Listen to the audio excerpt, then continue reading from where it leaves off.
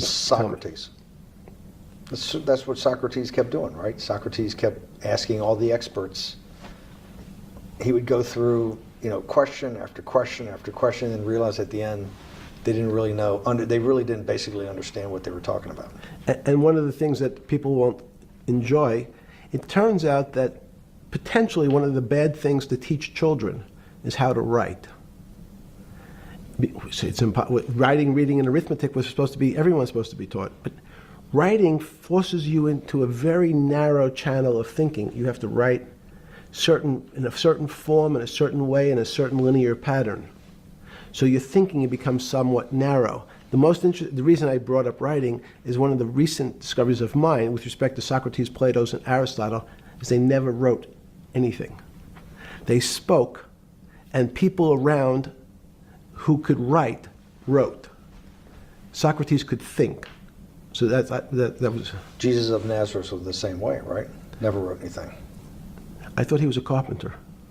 He was a carpenter. But didn't he need like a little carpenter's tonight? I don't get that. But at least his written record. Right. One last thing. Sure. Thank you for having me to your house.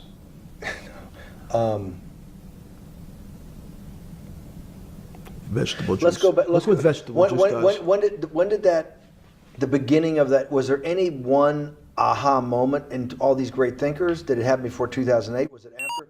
That came up over, I know, many years. But when did you actually realize, hey, something new's got to be developed? Yeah, that's great.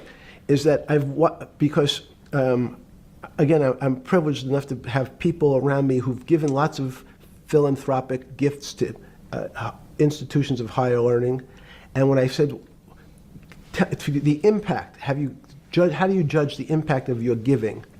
And we sat down and said, no really new ideas have come out. And I realized that, of course, it hasn't come out because we've been looking at using science and mathematics, and it's the wrong tool. It's obvious. Institutions that are set up and try to put forward knowledge and understanding and truth, should they take your money? Derek Bach at Harvard said, taking money for good causes is a good thing.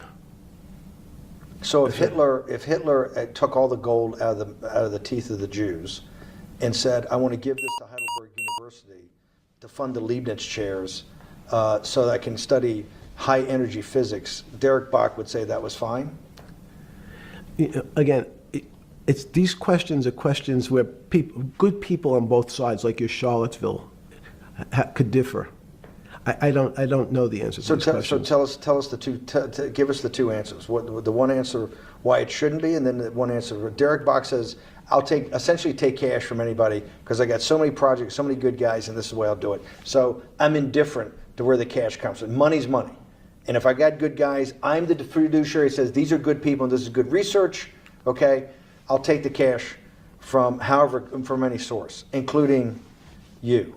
What's the other argument? Let me give you that. I know in my case, is your money dirty money?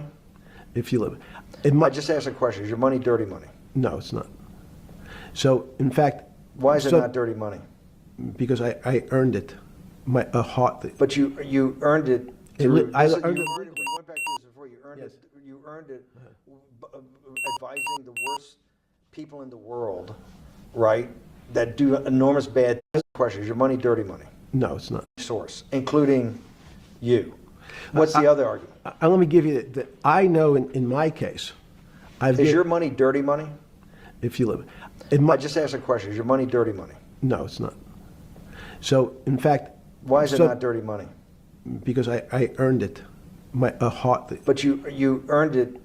I earned it legally. We went back to this before. You earned it. You earned it advising the worst people in the world, right?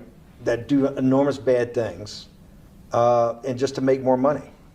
So, instead of asking me the question, should you take the money? Because I think it's a legitimate question. You think it's a legitimate question? Yes, no question.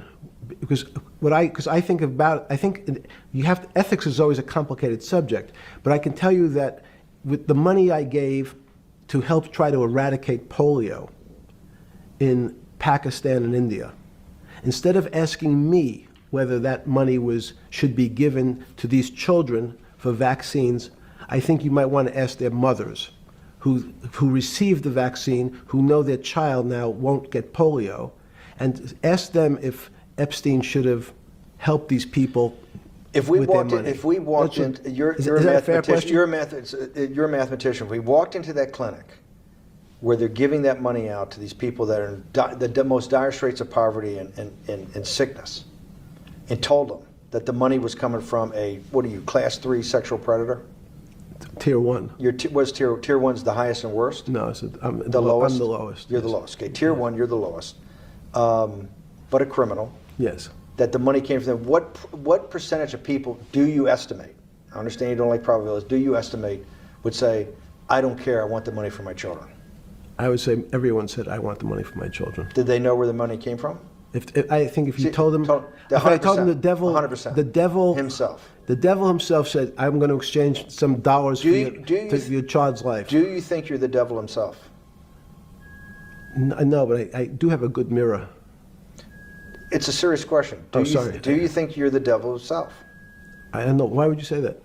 Because you have all the attributes. You're incredibly smart. You remember the devil is Was somebody the devil knows smart? The devil's brilliant. You read Milton's Paradise Lost. No, the devil scares me. Satan is